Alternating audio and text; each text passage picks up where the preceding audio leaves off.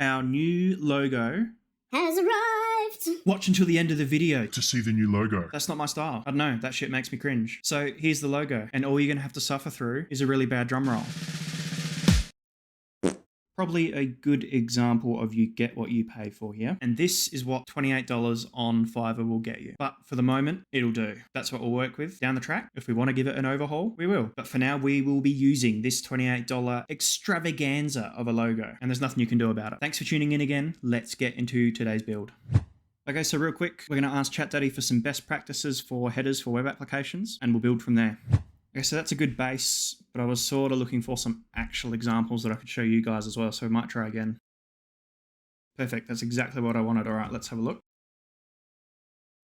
Okay, so first immediate thing that I've noticed is that for all the websites that ChatGPT has suggested, the header moves as you scroll down the website or the web application.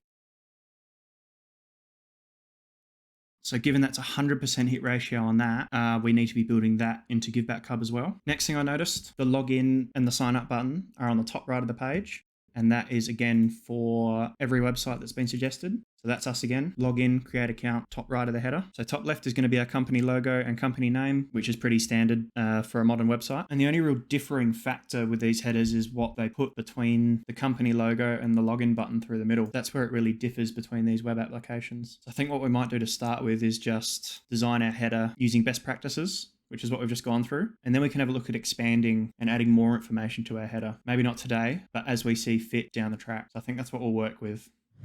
Okay, so this is how our header looks at the moment. We'll give this a bit of a revamp. We'll add our logo, we'll add a menu, sign up button, and we'll see how it turns out. This one won't take long. We'll see you in a sec.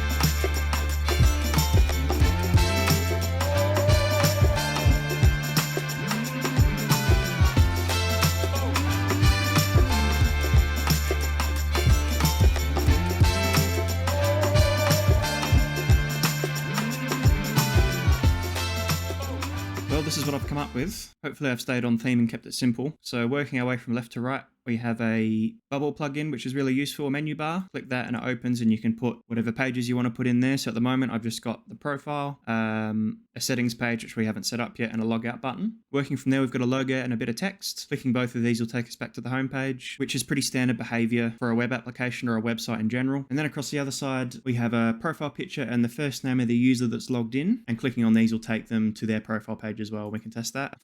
Cool, so that works just fine. And then on top of that, what I've done is when there isn't a user logged in, it won't show the profile and the name in the top right. It'll show a login and a sign up button. And clicking both of these will go to their respective pages. So if we want to sign up, it'll take us to the create account page and the new user can create an account from there. So that's it. That's our header sort of done. This sidebar will add options as we continue to build out the web application. I did think about putting the search bar up the top to search for jobs and organizations and whatever, but I think what we're going to do is put that on the actual homepage itself. But we'll get more into that when we build out the homepage and the search function.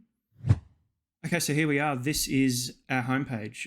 So this is where we're going to be putting our search box, and it will be the start point for users to search for either volunteer opportunities or organizations. So what I've done is I've asked ChatGPT what sort of things should be able to be searched. So I'll put all these key points in the bottom of the screen so we can go back here and start building and you can still read them. But yeah, for today's build out, search box on the homepage, and that will really be the beginning of our homepage coming together, what the end user is going to see when they first land on givebackhub.app. Okay, so I'll build this out. I'll let you sit back and watch, and we'll see you on the other side of this.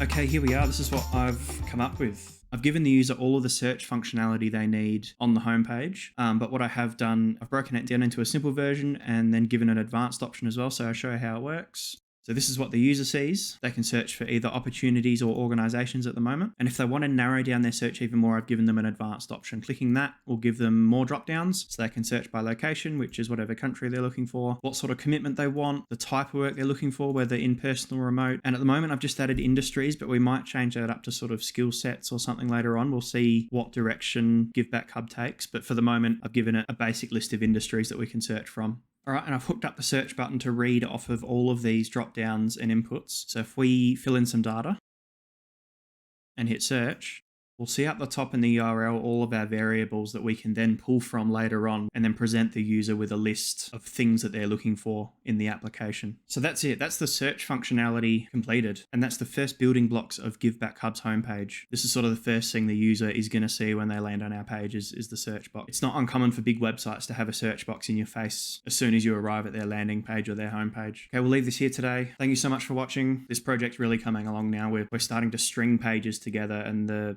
web application is really starting to take shape. It's all coming together and it's really exciting. So thanks for coming along for the ride. Thanks to those of you that are subbing and liking the content. I'll never ask you to do it, but it does help the channel out. All right, I'll leave it there. I'll see you next time.